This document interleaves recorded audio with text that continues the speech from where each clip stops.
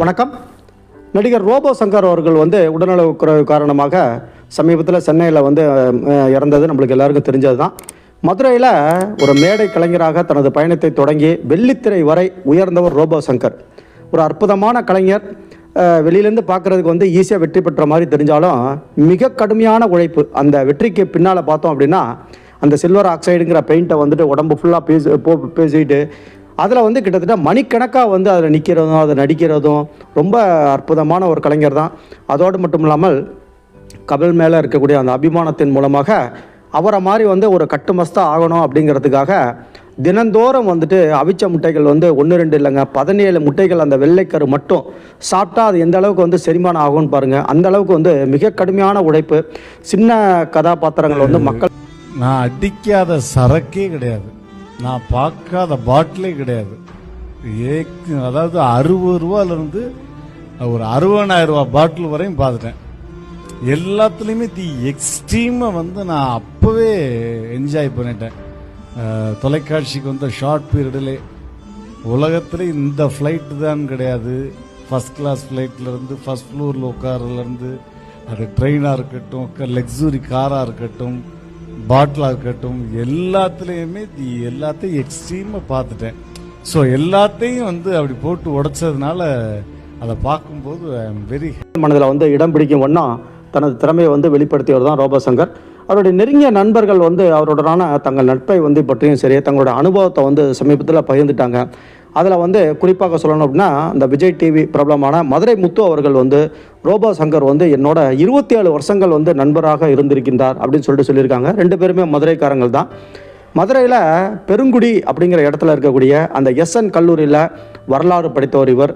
அவர் வரலாறு தற்போது சென்னை பெருங்குடியில் முடிஞ்சிருச்சு அப்படிங்கிறது ரொம்ப வருத்தமாக இருக்குது அப்படின்னு சொல்கிறாரு.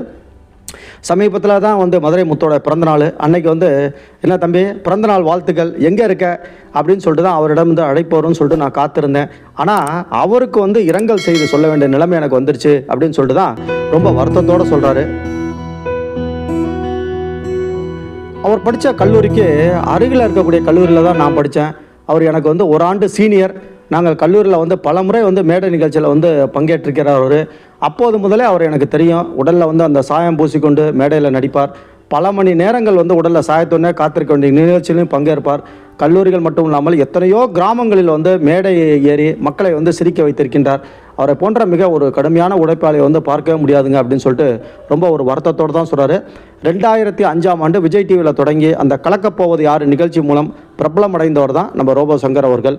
அப்போ மதுரை முத்து அவர் கூட கம்பைண்டாக தான் இருந்தார். அந்த நிகழ்ச்சியின் மூலம் ஊடக வெளிச்சத்துக்கு கிடைத்த பிறகு பல்வேறு இடங்களில் மேடை நிகழ்ச்சிகளுக்கு வாய்ப்பு கிடைத்தன. நானும் அவரும் ஒன்றாக அரசு பேருந்துகளில் பயணிச்சிருக்கோம். பல தடவை மதுரைக்கு பஸ்லேயே போயிருக்கோம். சிறிய மேடை பெரிய மேடை அப்படின்னு சொல்லிட்டு எந்த விதமான பாகுபாடும் அவர்கிட்ட கிடையாது. ஒரு 100 பேர் இருக்கக்கூடிய அரங்கமாக இருந்தாலும் சரி அங்கேயும் அவர் தன்னுடைய நிகழ்ச்சியை நடத்தி கொடுத்துருக்காரு அப்படின்னு சொல்லிட்டு சொல்கிறாங்க. என்ன அது ஒரே நிறைவேறாத ஆசை அப்படின்னு சொல்லிட்டு பார்த்தா கமல் மேலே ஒரு தீவிரமான ஒரு பற்று கொண்டவர். அதனால் கமலஹாசனோட ஒரு படத்துலையாவது நடிச்சிடணும் அப்படிங்கிறது தான் என்னுடைய ஆசை அப்படின்னு சொல்லிட்டு பல தடவை என்கிட்ட சொல்லியிருக்காரு. ஆனால் அந்த ஒரு இதுதான் நிறைவேறவே இல்லை அப்படிங்கிறது தான் ஒரு வருத்தமான ஒரு செய்தி. உடல் மொழியை கொண்டு மக்களை சிரிக்க வச்ச நல்ல ஒரு மிமிக்கிரி கலைஞர். விஜயகாந்த் மாதிரி பேசணும் அப்படின்னா உண்மையிலே அவர் அடிச்சுக்க ஆள் இல்லை அப்படின்னு சொல்லிட்டு தான் சொல்லுவாங்க. மற்றும் விஜயகாந்த் மட்டுமல்ல பல்வேறு நடிகர்களை திரையில் தோன்றும் நடிகர் மாதிரி டக்குன்னு உடனடியாக தனது குரலை மாற்றி பேசுறதுல ரொம்ப கில்லாடிங்க.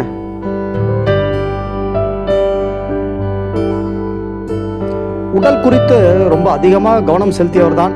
ஆனால் இருந்தாலும் ஒரு 46 வயசில் அவர் இறந்தது அப்படிங்கிறது ஒரு பேரதிர்ச்சி தான். அதற்கு மிக முக்கிய காரணமே அவரே சொல்லியிருக்காரு. என்கிட்ட விரும்பத்தகாத சில குடிப்பழக்கம் வந்துருச்சு, அதுலேருந்து நான் ரொம்ப கஷ்டப்பட்டு தான் அதுலேருந்து நான் மீண்டு வந்தேன் அப்படின்னு சொல்லிட்டு ரொம்ப வருத்தத்தோடு தான் சொல்லியிருக்காரு.